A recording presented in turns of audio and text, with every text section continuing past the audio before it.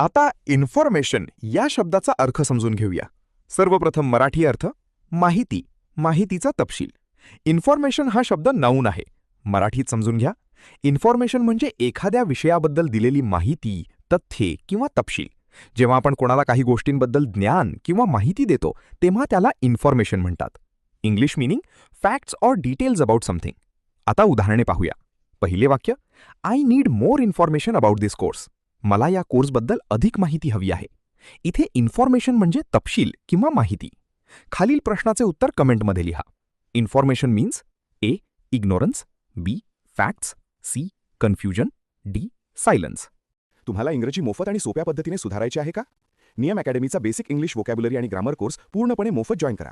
आत्ताच हा नंबर नियम अकॅडमी इंग्लिश नावाने सेव्ह करा. 9270275060. नंतर व्हॉट्सॲपवर हॅलो सर असा मेसेज पाठवा.